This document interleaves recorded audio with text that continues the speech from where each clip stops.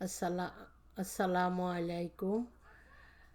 আমার ভাই ও বোনেরা, আপুরা, কে কেমন আছেন, কোথা থেকে আমার ভিডিওটা দেখবেন?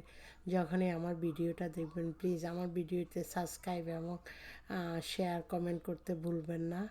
তা আজকে আমি একটা নতুন না, এটা খুব বাংলাদেশের খুব ফেমাস একটা রেসিপি, শিম দিয়ে বড় মাছ। তা আমি শিম আর বড় মাছটা দিয়ে দেখাচ্ছি, বাট আমি একটু মাছটাকে ভেজে নিব। আজকে আমি সাধারণত ভাজি না, আজকে ভাজবো, বিকজ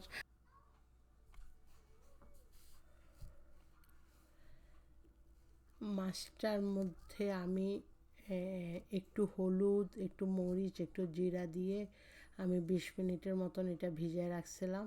তো এখন আমি এটাকে মানে ভাজতেছি। এখন আমি পেঁয়াজটাকে খুব ভালো করে লালচে ভাব করে ভাজবো। তাহলে মানে একটা সুগন্ধ আসবে। যখন পেঁয়াজটাকে আপনারা একটু ভালো করে ভাজবেন, মানে লাল লাল করে ভাজবেন, তখন মাছের একটা সুন্দর সুগন্ধ আসে। তারপরে আমি টমেটোটা দিতেছি, আলু দিলাম। আলু দিয়ে শিম দিয়ে রান্না করব। এটা নোয়াখালীদের সবচেয়ে ফেমাস। আই ডোন্ট নো অন্যান্য ডিস্ট্রিক্টের লোকেরা এইভাবে রান্না করে কিনা, বাট আমি আজকে এইভাবে রান্না করতেছি। আর এটার সাথে আমি শিম দিব। শিমটা অ্যাকচুয়ালি এদেশে হঠাৎ হঠাৎ পাওয়া যায়। তো আমরা যখনই পাই তখনই আমরা এই শিমটাকে আমি নিয়ে আসি। বা তো সবাই আমার ফ্যামিলির যায় বাঙালি দোকানে, ওরা নিয়ে আসে। স্পেশালি আমার খুব ফেভারেট হলো শিম তরকারিটা।